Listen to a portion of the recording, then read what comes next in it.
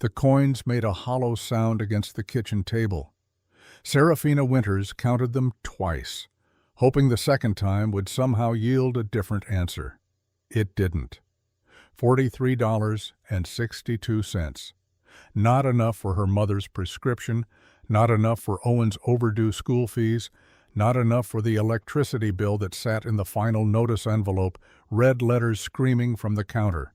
The apartment was quiet except for the hum of the old refrigerator and the soft, labored breathing from the bedroom where Margaret Winters slept. Stage 4, the doctor had said 6 months ago. Maybe a year if they were lucky, if they could afford the treatments that insurance refused to cover. Sarah pressed her palms against her eyes. 25 years old, and she felt ancient. Her friends from high school were getting married, buying houses, posting pictures of vacations to places she couldn't pronounce. She was counting change in a kitchen that smelled like mildew and measuring her life in shifts at a diner that paid $7 an hour plus tips. Her phone buzzed. Owen, again. Did you talk to the school? They're saying I can't graduate if... I'll handle it, she typed back, the lie coming easily now. She'd been handling things for 3 years, since their father's heart attack left them with nothing but debt and a mother too sick to work. The rain started at 9:30, the kind of November rain that felt personal. Sarah pulled her coat tight as she walked the 6 blocks to Moonlight Diner, water seeping through the hole in her left shoe that she kept forgetting to fix. The neon sign flickered and buzzed, half the letters dark. Moonlight Diner. Walter kept saying he'd fix it. He never did. Inside, the diner smelled like coffee and grease and old dreams. 3 booths, a counter with 7 stools, linoleum floors that had been white once, maybe 30 years ago. The kind of place where lonely people came to feel less alone, or at least to feel their loneliness somewhere warm. "You're late," Walter called from the kitchen, but there was no heat in it. He'd been saying the same thing for 2 years. She'd been late for 2 years. Sorry. That guy's here again. Sarah didn't need to ask which guy. She could feel him before she saw him. The presence in the corner booth by the rain-streaked window, the one who'd been coming every night for a week. He sat exactly where he always sat. Dark burgundy coat that looked like it cost more than her entire wardrobe. Hair the color of winter moonlight, long enough to brush his collar. Pale hands folded around a coffee cup he never drank from. And eyes, God, those eyes. God, she'd tried not to look at them after the first night. They were the color of smoke and storms and things that shouldn't exist in a place like this. Old eyes, sad eyes, eyes that had seen centuries pass and hadn't forgotten a single moment. "Table 6, Walter said, unnecessarily. Sarah grabbed the coffee pot even though she knew he wouldn't want a refill. He never did. He ordered 1 cup when he arrived at 10 o'clock, nursed it until closing at 2 in the morning, and left exactly $200 on the table. Every single night. Walter thought he was a drug dealer. The other waitress, Amy, thought he was a movie star hiding from paparazzi. Sarah thought he was the loneliest person she'd ever seen. Tonight, he wore black gloves, expensive leather that creaked softly when he moved. He never took them off. Not to drink, not to pay. Some people thought it was strange. Sarah understood. Some people needed armor between themselves and the world. "Can I get you anything else?" His gaze lifted slowly, like it took effort to return from wherever he'd been. When their eyes met, something in her chest tightened. Not fear, something else. Recognition, maybe, like looking in a mirror and seeing your own loneliness reflected back. "No, thank you." His voice was soft, careful, an accent she couldn't place. European, maybe. Old money, old something. She should have walked away, should have gone back to wiping down tables that were already clean. Instead, she heard herself say, "You don't actually like coffee, do you?" The question seemed to surprise him. A flicker of something crossed his face, almost a smile. Almost. "No," he admitted, "I don't." "Then why come here?" For a long moment, he didn't answer. Outside, the rain intensified, drumming against the windows like it was trying to get in, or trying to keep something out. "Because it's warm," he said finally, And because you don't look at me like I'm something to be afraid of." The honesty in those words hit her harder than she expected. She'd been looked at plenty of ways in her life. Pity, mostly, sometimes contempt, rarely kindness. But afraid? No. "Should I be?" she asked. "Afraid?" His jaw tightened. "Most people are. Eventually." "I'm not most people. No." His eyes held hers. "I don't imagine you are." A drunk at the counter started singing off-key. Walter shouted at him to pipe down. The coffee machine hissed and gurgled. Normal sounds. Normal night. Except for the man in the corner booth who looked at her like she was the first real thing he'd seen in a very long time. Sarah went back to the counter, but the conversation stayed with her. Warm. He came here because it was warm. She understood that too. Sometimes you just needed a place where the cold couldn't find you. The night wore on. The drunk left. A young couple came in, argued in hushed whispers, left separately. 2 truck drivers ordered pie and talked about the road. The usual parade of broken, lonely, searching people who found their way to places like this when nowhere else would have them. At midnight, the flower delivery guy came by. Rico. He always saved the unsold roses for the diner girls, said it made the place smell better. Tonight he had 3 left, red as fresh blood, petals still tight. "For the ladies who make the night shift bearable," he announced, dropping them on the counter. Amy took one, stuck it in her hair, did a little spin. Walter snorted. Sarah picked up the remaining rose, turned it in her fingers. The petals were soft as silk. Beautiful, temporary, like everything good. Her gaze drifted to the corner booth. He was staring out the window, lost in whatever private darkness he carried. The coffee had gone cold hours ago, untouched. The tip was already on the table, 2 crisp $100 bills that would keep Margaret in medicine for another week. An idea formed, small, probably stupid, but she was tired of being careful, tired of being invisible, tired of never being the person who gave instead of the one who always needed. She picked up the rose and walked toward him. The air around his table felt different, cooler, heavier, like the space between lightning and thunder. Her heart beat faster, but she didn't stop. "Excuse me." He turned toward her, and for a heartbeat, the entire diner seemed to hold its breath. "I noticed you always sit alone," she said, suddenly aware of how worn her uniform looked, how tired she must seem. "And I thought maybe your table didn't have to look quite so empty tonight." She placed the rose on the table, right beside his untouched cup. His reaction was immediate and devastating. He stared at the flower like she'd handed him something dangerous, something holy. His hands, still covered in those black gloves, trembled as they moved toward it, then stopped, pulled back, reached again. "Why?" The word came out rough, almost broken. "Why would you give this to me?" Sarah blinked, confused by the intensity of his response. "Because everyone deserves a little kindness, even strangers who drink cold coffee and sit in the dark." His breath caught, actually caught, like he'd forgotten how to breathe and had to remember. When he finally touched the rose, his fingers barely brushed the stem, but his whole body tensed, as if he'd been struck. "You have no idea," he whispered, so quietly she almost didn't hear, "what you've just done." Before she could ask what he meant, the door chimed. A man walked in, tall, with dark hair and eyes like cut diamonds. He wore a long coat, expensive, with rain dripping from the hem. But it was the way he moved that made Sarah's skin prickle. Too smooth, too controlled, like a predator trying to remember how normal people walked. His gaze swept the diner once, dismissed Walter and Amy entirely, and locked onto the corner booth. "Alaric," he said, and the name hung in the air like a verdict. "We need to talk." The man in the booth, Alaric, didn't move, but something changed in him. The gentleness that had been there moments before vanished, replaced by something ancient and absolute. When he spoke, his voice carried an authority that made the walls seem smaller. "Not here, Cassian." Cassian. The name fit the stranger perfectly.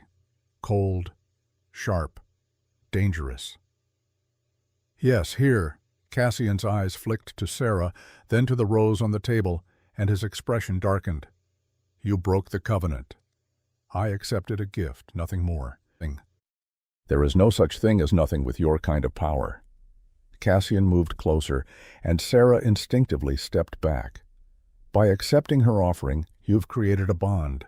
The old laws—" "I know the old laws." Alaric stood now, and standing, he seemed taller, broader. The small diner suddenly felt too fragile to contain whatever he truly was. "I wrote half of them." The air between them crackled with tension. Walter had stopped pretending to clean. Amy stood frozen by the counter. Even the neon sign outside seemed to flicker in rhythm with the standoff. Sarah's mind raced. Covenant, bond, old laws. The words didn't make sense, but the fear blooming in her chest did. "What's going on?" she demanded, surprised by the steadiness in her own voice. "Who are you people?" Cassian laughed, a sound without humor. "You really didn't tell her? How very noble." He turned to Sarah, and his smile was all teeth. "Your lonely customer has many names, girl. Alaric Thorn, the Pale King, Lord of the Seven Houses, the one who walked away from his throne 200 years ago and has been hiding ever since." The words landed like blows. King, throne, 200 years. Sarah looked at Alaric, searching his face for denial. She found only resignation. "It's true," he said quietly. "All of it." "You're insane," she breathed. "Both of you." "I wish I were." Alaric's eyes met hers, and in them she saw something that made her blood run cold. Not anger, not madness. Truth. "I am sorry, Seraphina. I never meant to bring darkness to your door, but the moment I accepted your rose, I bound my fate to yours. And now—" The door burst open again. 3 figures this time, 2 men and a woman, all wearing black, all moving with that same predatory grace. The one in front, a young man with copper hair and a smile like broken glass, locked eyes on Alaric and spread his arms wide. "Uncle," he said, voice dripping with false affection, "the council sent us to bring you home, and this human—" his gaze slid to Sarah, assessing, dismissing. "She must be erased, or eliminated." Alaric moved faster than sight. One moment he was beside the table. The next, he stood between Sarah and the newcomers, and the shadows in the diner bent toward him like loyal subjects bowing before their king.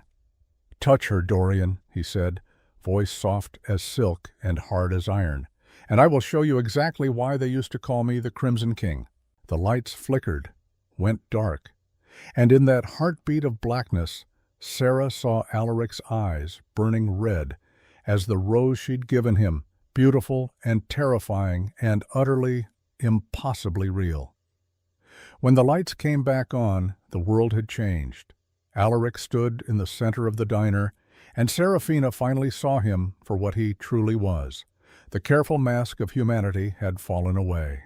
His eyes burned crimson, not metaphorically, not tricks of light, but glowing with an inner fire that had nothing to do with this world. His pale hair seemed to move in a wind that didn't exist, and the shadows around him writhed like living things. Walter had his back pressed against the kitchen door, face white as chalk. Amy was gone, probably ran out the back the moment darkness fell. Smart girl. Dorian and his companions spread out, circling. They moved like wolves, patient and practiced. The woman on the left had silver knives in both hands. The man on the right cracked his knuckles, and Sarah heard bones breaking and reforming, a sound that made her stomach turn. "You've grown weak, Uncle," Dorian said, his smile never reaching his cold eyes. "Time was you would have killed us the moment we entered. Now you hesitate because of her." He gestured dismissively at Sarah, a common waitress who smells of grease and desperation. "Careful," Alaric warned, voice dropping to something inhuman. "You're testing patience I no longer have." Dorian laughed. "The council wants you back. We've been rudderless for 2 centuries while you played at being human. The hunters grow bold. The old treaties crumble. Houses war among themselves. And all because you couldn't protect one fragile mortal girl." The words hit Alaric like a physical blow. His eyes flickered, the red dimming for just a moment. Grief, raw and ancient. crossed his face. "Isabel was worth more than your entire bloodline combined," he said quietly. "Then prove your love was real," Dorian countered. "Let this one go. Erase her memories. Return with us. Resume your throne. You've mourned long enough." Sarah's mind reeled. Vampires. They were actually talking about vampires. And Alaric was their king, and she'd given him a rose, and apparently that meant something these creatures took very, very seriously. "I don't need protection," she heard herself say. Every head turned toward her. "I don't know what's happening, but I'm not some damsel who needs saving." Dorian's eyebrows rose. "She speaks. How charming." He took a step toward her. "Tell me, mortal, do you have any idea what you've done? By offering a gift to a vampire lord without knowing what he is, you've invoked the Covenant of Roses, an ancient binding. Your life is now tied to his. If he dies, you die. If you're killed, he loses whatever pathetic humanity he's clung to these past 2 centuries. "That's enough." Cassian spoke for the first time since the others arrived. He hadn't moved from his position by the door, but his voice carried absolute authority. "Dorian, you overstep. The girl is innocent of—" "Innocent?" Dorian spun on him. "She bound a king. Whether she knew it or not, the damage is done." "Then undo it," Sarah said. Fear made her reckless. "If it's such a problem, just undo it." "I can," Alaric said softly. "I can make you forget. You'll wake tomorrow. Remember only that it was a slow night, that the rain was loud. I'll leave. You'll never see me again." Their eyes met, and in that moment Sarah saw the truth. He'd done this before. The choice he was offering her, someone else had faced it long ago, and that choice had ended in tragedy. "Who was Isabel?" she asked. The diner went silent. Alaric closed his eyes. When he opened them again, the red had faded to that strange smoke gray she'd seen before. Human. Almost. "She was everything," he said. The world shifted. Sarah didn't understand how, but suddenly she could see it, not with her eyes. With something deeper, images poured into her mind, memories that weren't hers, bleeding through the bond Dorian had mentioned. A garden in France, 1824. Summer evening, golden light through apple trees. A young woman with soil on her hands and flowers in her dark hair, laughing as she showed Alaric how to plant roses properly. "Even immortal things need tending," she said. "Even you." The same woman, months later, in Alaric's arms beneath stars that looked different than they did now, unpolluted by electric light. "I'm not afraid," she whispered. "I know what you are. I choose you anyway." The bond forming, roses blooming out of season, petals falling like snow. Joy. Pure, uncomplicated joy on Alaric's face, an expression so foreign it looked like someone else entirely. Then darkness. Hunters, not vampires. Humans who'd made it their mission to destroy anything that walked in shadow. They took Isabel while Alaric was away, dealing with some political crisis in his kingdom. Used her as bait. Alaric found her in a barn outside Marseille. They'd chained her with silver, burned her with holy water, stabbed her with wooden stakes meant for him. She was still alive when he arrived, barely, bleeding out on hay that had gone black with her blood. "Don't," she whispered, using her last strength to grip his hand. "Don't let them make you the monster again. Promise me. Walk away from the throne. Find peace." "I can't lose you," he said, voice breaking. "You already have." She smiled, impossibly, through the pain. "But you don't have to lose yourself." She died in his arms as dawn broke. The bond shattered, and the backlash nearly destroyed him. He'd stood in the ruins of that barn, surrounded by the bodies of hunters he'd torn apart in his rage, and made a choice. He walked away. From the throne. From his kingdom. From everything. Wandered for 200 years, trying to feel nothing, be nothing. Disappear into the crowd of humanity he'd once ruled over. Until a waitress with tired eyes gave him a rose and reminded him what it felt like to be seen. Sarah gasped as the visions released her. Tears streamed down her face, though she didn't remember starting to cry. Alaric stood before her, devastated, waiting for her to run screaming into the night. "I'm sorry," he said. "You shouldn't have had to see that. But I did." Her voice shook. "And now I understand. You don't want to care about me. You're terrified." "Terrified doesn't begin to cover it." Dorian made a disgusted sound. "Touching, truly. But we're not here for a therapy session." He nodded to his companions. "Take her." Everything happened at once. The woman with silver knives lunged. Alaric moved to intercept, impossibly fast.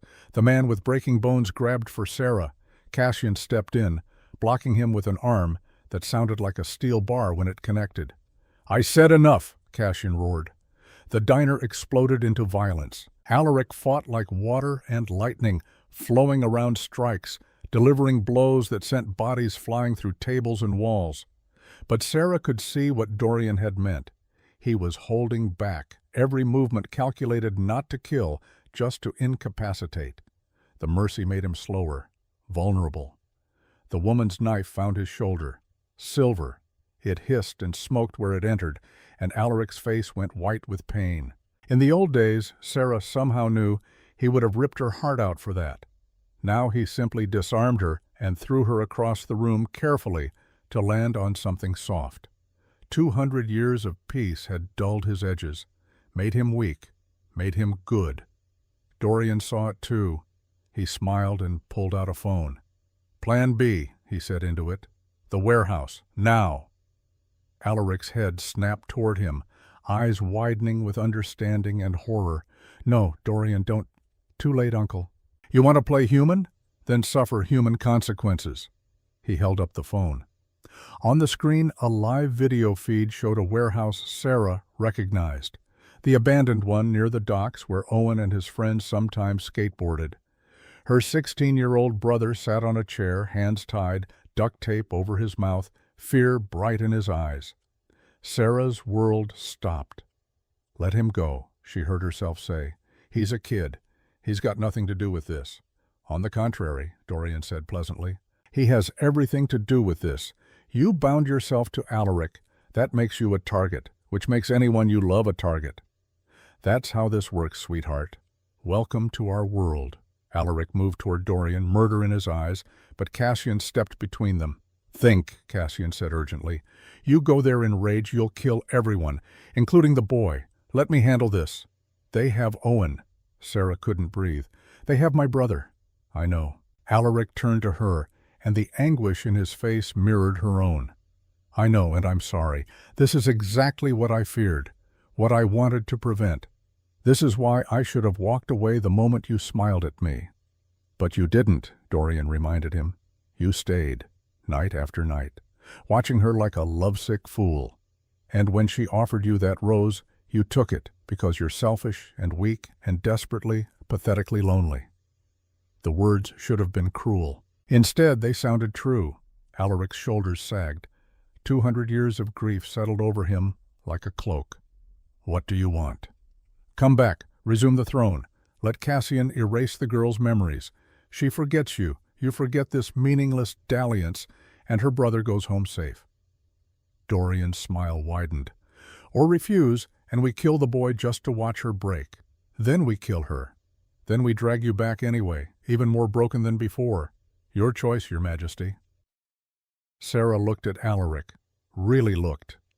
Saw an 800-year-old king who'd walked away from power because love had destroyed him. Who'd spent 2 centuries trying to die, but couldn't. Who'd finally found a reason to feel something again, and now that very thing was being used as a weapon against him. "Do it," she said. He blinked. "What?" "Erase my memories. Save Owen. Go back to being king." Her voice steadied with each word. "I don't matter. My brother does. So do it. Seraphina, do it." The shout tore out of her, raw and desperate. "I've already lost my father. My mother's dying. I can't lose Owen too. I won't. So whatever this is between us, whatever bond exists, break it. I don't care. Just save him." Alaric stared at her like she'd stabbed him. "You would give up your memories, your choice, everything, for him."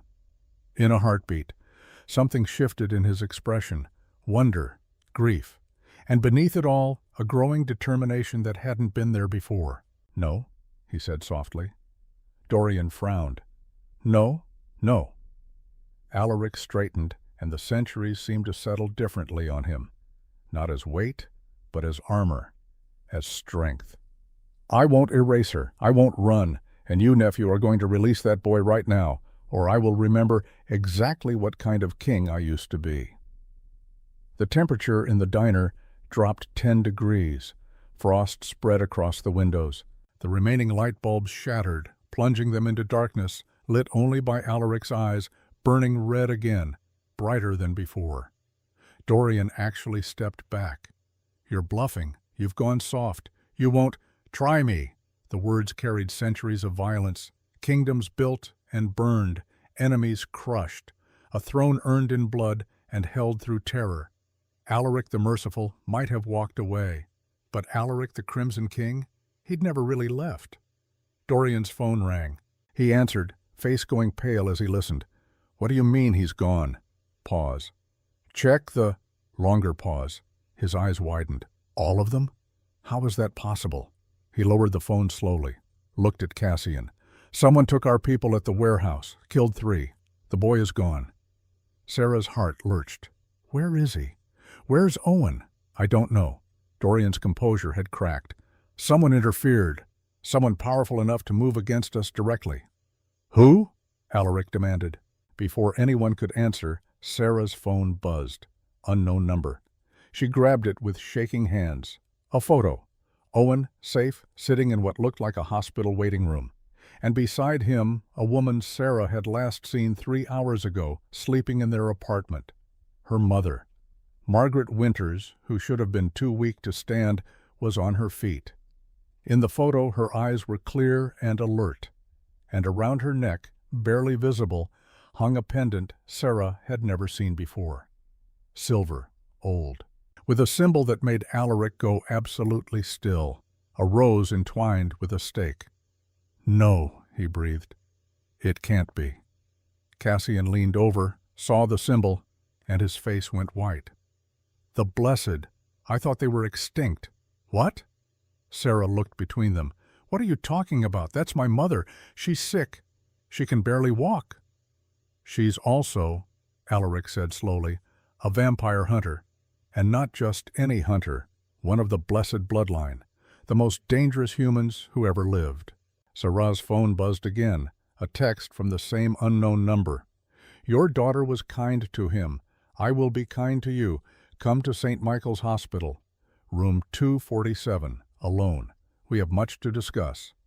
It was signed simply, M. Margaret, her dying mother, a vampire hunter, who apparently had been lying to her for 25 years. But first, the vision of how it happened, 23 minutes earlier. Margaret's raid. Flashback. 23 minutes earlier, Margaret Winters had stood outside the warehouse, the blessed pendant burning cold against her chest. The cancer ate at her from within, but the old magic surged stronger. One last hunt, one final act of the warrior she'd once been. She'd tracked them through the rain, following the scent of fear only a mother could detect. Owen's fear. Her grandson's terror was a beacon in the night, calling to something ancient in her blood that neither sickness nor time could fully erase. The warehouse door hung open, careless. They thought themselves safe, thought the blessed were extinct, legends told to frighten young vampires into obedience. They were wrong. Margaret moved through the shadows like smoke, decades of training overriding the weakness in her limbs. The pendant gave her strength, drawing on her remaining life force and transforming it into something the night itself feared. Inside, 3 vampires lounged while a 4th guarded her son. They were laughing, mocking the boy's tears. She'd sworn she was done with this life, sworn it when she met Owen's grandfather, a kind accountant who'd never hurt anyone. But some vows were written deeper than marriage, deeper than love, written in blood and silver and holy purpose. The first vampire died before he knew she was there. Silver stake through the heart, blessed by monks who still remembered the old prayers, he crumbled to ash without a sound. The second turned, eyes wide with recognition and terror. Blessed, he whispered, the word a curse and a prayer. Margaret answered with holy water, the kind that burned vampire flesh like acid. His screams brought the others running. She was ready. The third vampire was fast, but she was faster. 200 years ago, she'd been the Blessed Order's youngest hunter. The cancer had weakened her body, but muscle memory was eternal. She moved like water, like wind, like death in human form. Her blade found his throat, silver edge singing through flesh that had forgotten what it meant to be vulnerable. The fourth, the one holding Owen, had frozen in terror. He was young, maybe only 50 years turned, still remembered what it was to fear. "You're extinct," he whispered. "The blessed are gone." The order fell. "Not quite," Margaret said, and showed him mercy by making it quick. She'd carried Owen out, the boy sobbing against her shoulder, asking questions she couldn't yet answer. Called Cassian from a number she'd kept hidden for 25 years, one given to her by a vampire who'd once owed her a debt. Told him to collect his people's remains before the human authorities arrived. Then she'd brought her grandson to the hospital, to a room where the staff knew better than to ask questions when someone with her pendant appeared.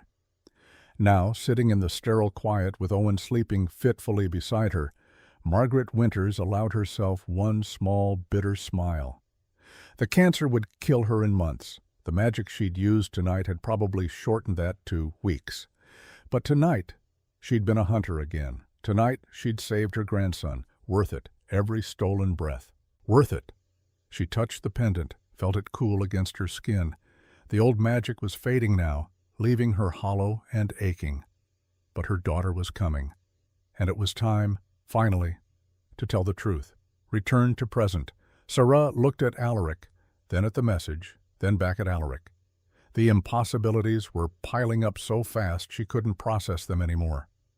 "I have to go," she said numbly. "It's a trap," Dorian warned. "The blessed hate our kind. She'll use you to kill him." "Then she'll use me." Sarah grabbed her coat. "Owen's safe. That's all that matters." "I'm coming with you," Alaric said. "No," the message said alone. "Seraphina, please. I can't lose you the way I lost her. I can't watch it happen again." The naked pain in his voice stopped her. She turned, saw an immortal king reduced to pleading, and felt something crack in her chest. Not breaking, opening. "You won't," she promised, not knowing if it was true. "Because I'm not Isabel.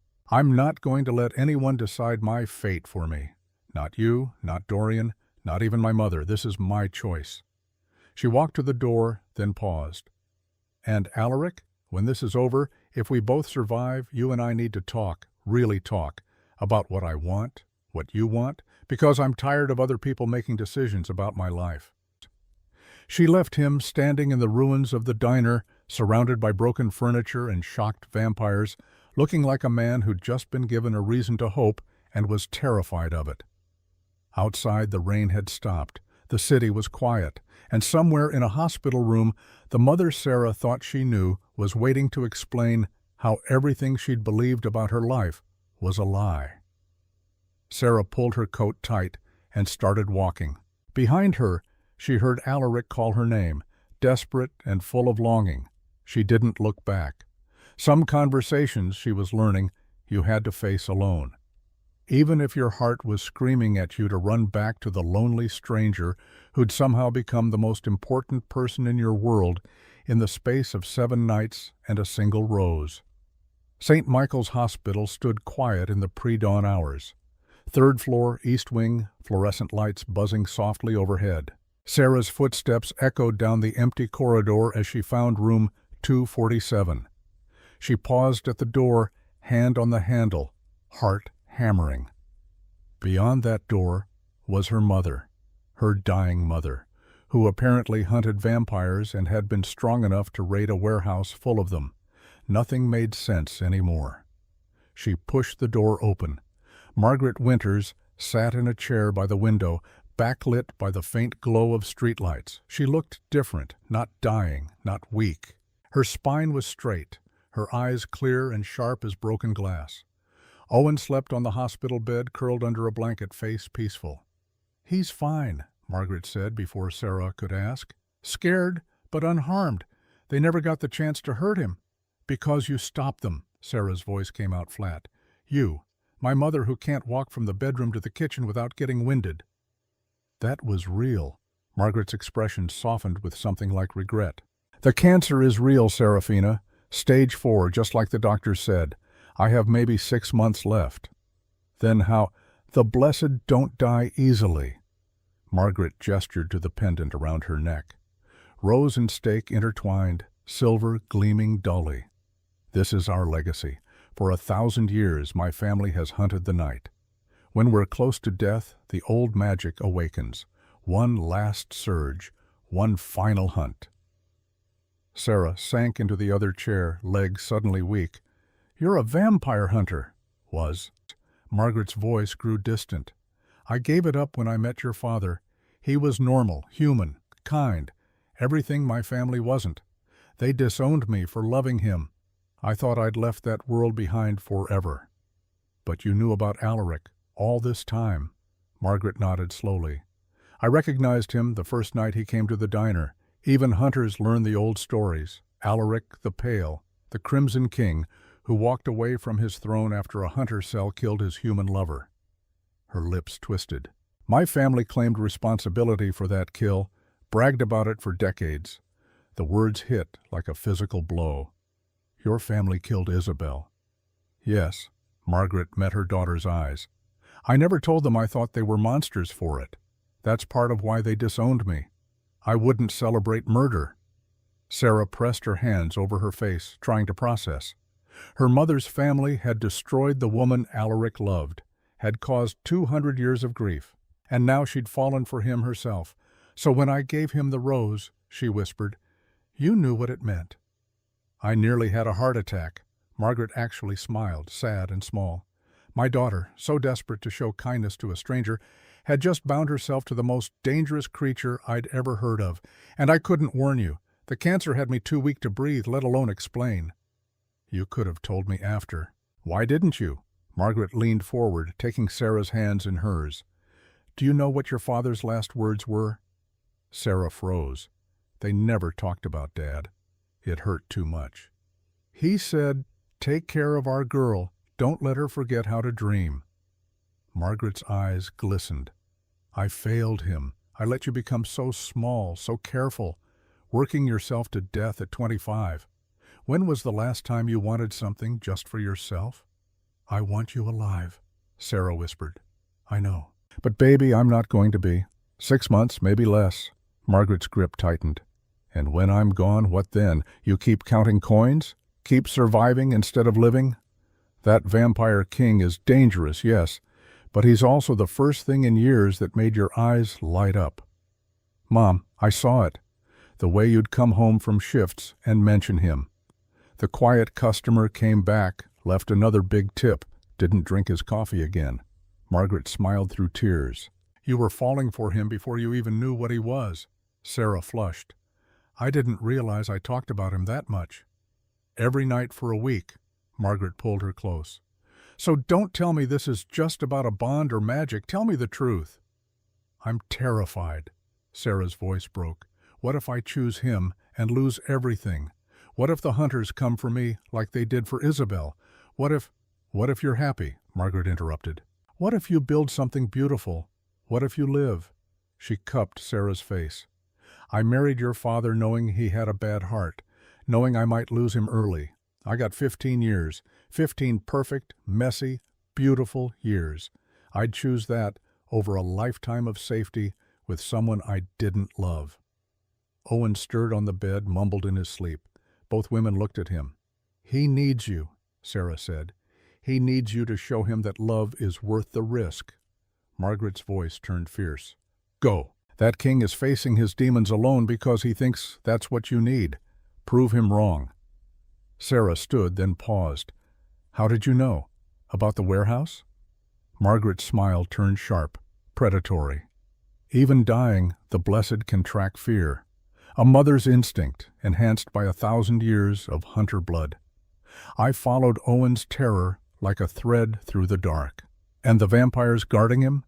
Silver stake through the first one's heart, holy water in the second's eyes. The third tried to run. Margaret's eyes went cold, distant. I was faster. The fourth, the one holding Owen, I gave mercy, made it quick. Sarah stared at her mother, seeing her clearly for the first time. Not just the woman dying of cancer, the warrior who'd laid down her weapons for love, who'd picked them up one last time to protect her child. "Thank you," she whispered. "Don't thank me yet." Margaret settled back in her chair, suddenly looking tired again, old again, mortal again. "Go save your king, then come back and tell me how it feels to choose yourself for once." Sarah kissed her mother's forehead and ran. The taxi ride to the cathedral took 12 minutes. Sarah spent them in silence, watching the city blur past. Dawn was coming, pale gray light creeping across the skyline. The world looked different now, sharper, more dangerous, more alive.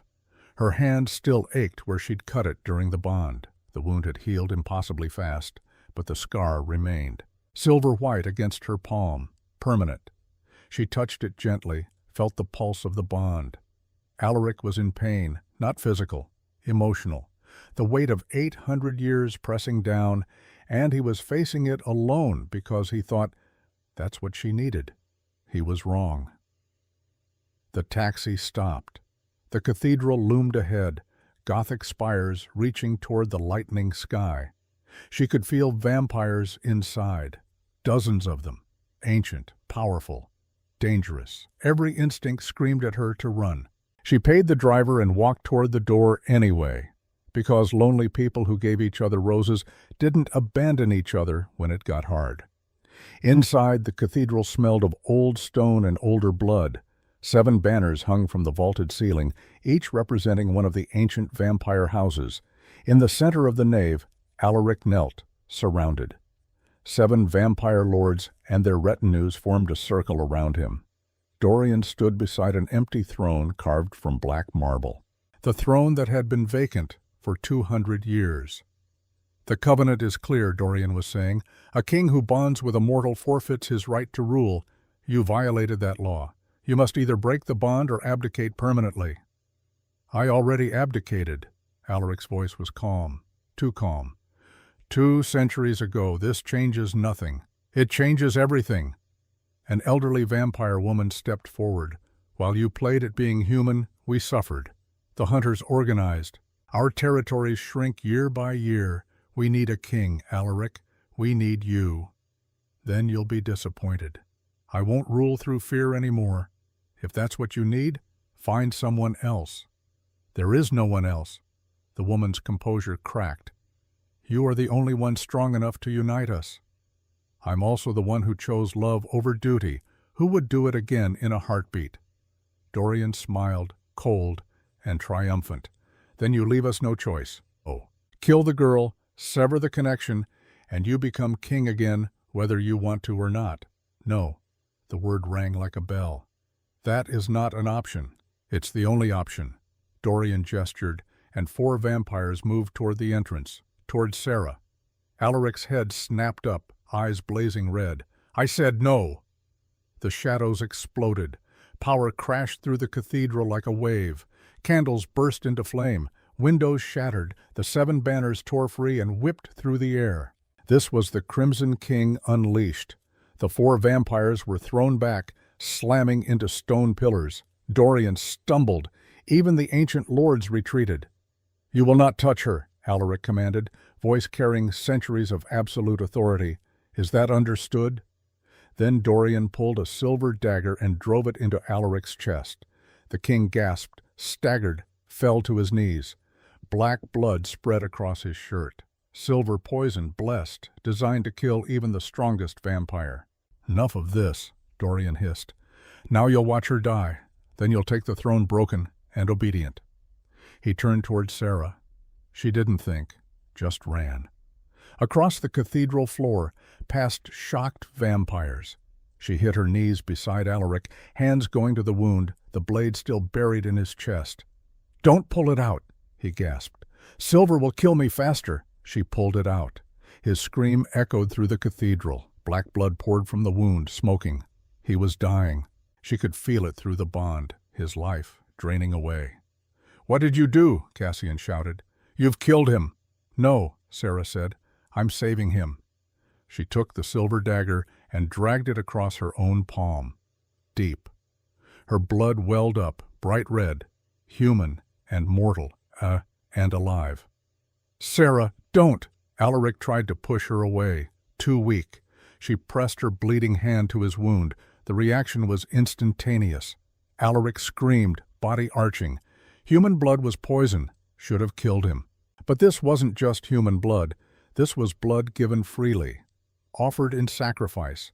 Blood from someone who'd bonded to him willingly, with full knowledge of what he was. The old magic recognized the difference. Light exploded from the wound, pure white, blinding, holy. Sarah felt her blood burning as it mixed with his, felt the bond ignite like living flame. Pain beyond description, being torn apart and remade simultaneously. She heard herself screaming, heard Alaric screaming with her, voices joining in shared agony. Then, suddenly, silence. Sarah opened eyes she didn't remember closing, her hand still pressed to Alaric's chest, but the wound was gone, healed completely, not even a scar. Alaric stared at her, eyes wide. The red had faded to gray-green, human, but with light behind them that hadn't been there before. "How?" he whispered. "True love's sacrifice," Sarah said. "Breaks curses. That's how the old stories go, isn't it?"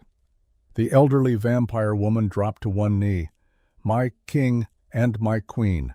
One by one the others followed, even Dorian, face pale with shock. Cassian approached, knelt before them both. "The bond is complete. True bond. She died for you. You would have died for her. The old laws recognize this as sacred."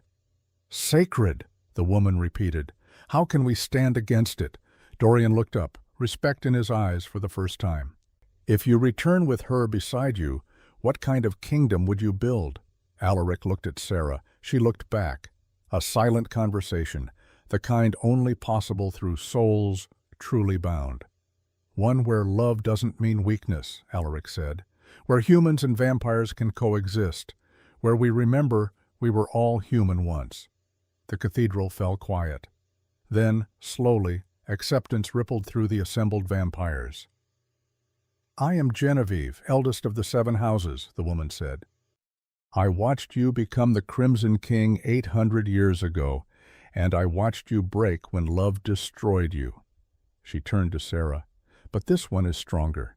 She chose the pain, chose the sacrifice. Help him rebuild our world.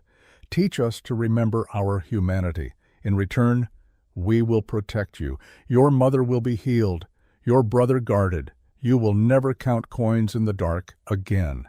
Sarah's breath caught. "You can heal her?" "Vampire blood, given willingly, can cure most mortal ailments. It will be my wedding gift." "Wedding?" Alaric had the grace to look embarrassed. "The bond, when completed with blood sacrifice. In the old laws, that's as binding as marriage. So I'm your wife now, if you'll have me." She kissed him like she'd wanted to since the first night. Kissed him like he was human, and she was brave and the world made sense. When they broke apart, Alaric was smiling, really smiling, young despite the centuries in his eyes. "Is that a yes?" he asked. "That's a, we'll figure it out as we go. But yes, I choose you. I choose this." As the 7 houses began to move, preparing for a new era, Alaric stood slowly, pulled Sarah to her feet. They turned to leave, and he stopped suddenly, his eyes fixed on empty air near the altar. "What?" Sarah asked. "Do you see her?" His voice was barely a whisper. "See who?" "Isabel. She's standing right there." Through the bond, Sarah felt what he felt, saw what he saw. A translucent woman with dark hair and kind eyes, smiling at them both. Isabel's ghost, tied to Alaric by a bond that had never properly broken when she died, trapped between worlds, unable to rest while he suffered. Now she raised one hand in farewell. "Thank you," Isabel's voice came like wind through leaves, "for saving him, for setting us both free." She looked at Alaric with infinite tenderness. "I forgive you, I always did. Now forgive yourself."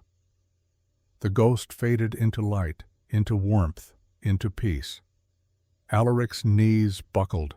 Sarah caught him, held him, while 200 years of guilt finally released its grip.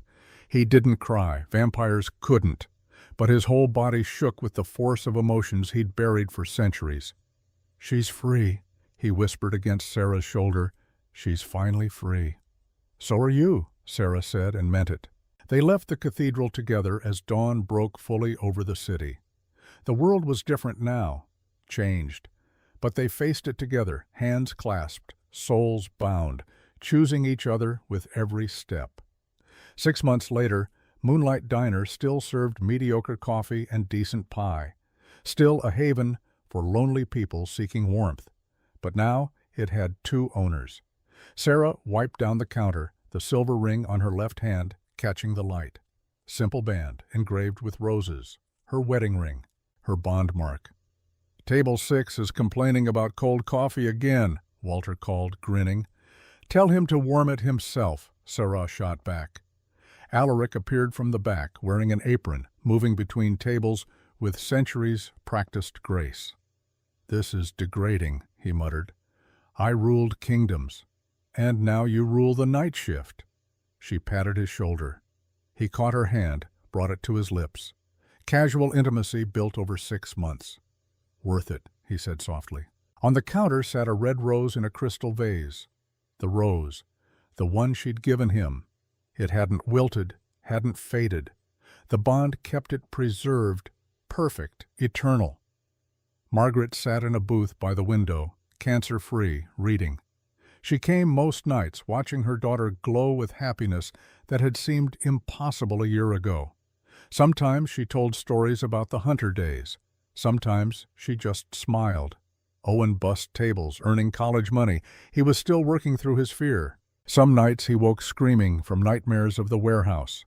Therapy helped. So did Cassian, who'd appointed himself the kid's unofficial guardian. "Your brother still flinches when I move too fast," Alaric had mentioned last week. "He's 16 and was kidnapped by vampires," Sarah had replied. "Give him time." Time. They had that now.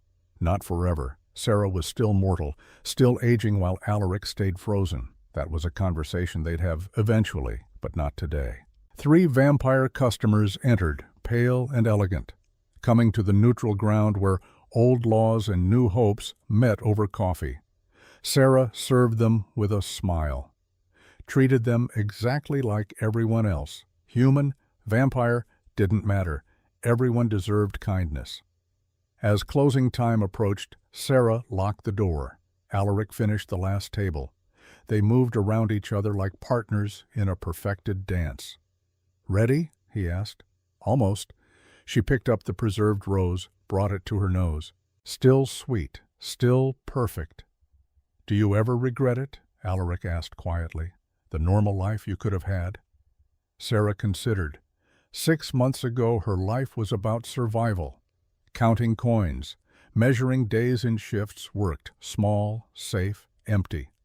Now she was queen consort to a vampire kingdom. Her nights were councils with creatures who'd seen civilizations rise and fall. Her days were here, keeping one foot in the human world, terrifying, complicated, occasionally dangerous.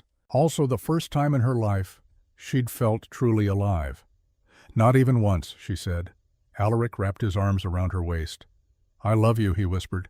"For 800 years I didn't think those words existed anymore. Then a tired waitress gave me a rose." "I love you too." She turned, kissed him softly. "My lonely customer, my vampire king, my impossible husband."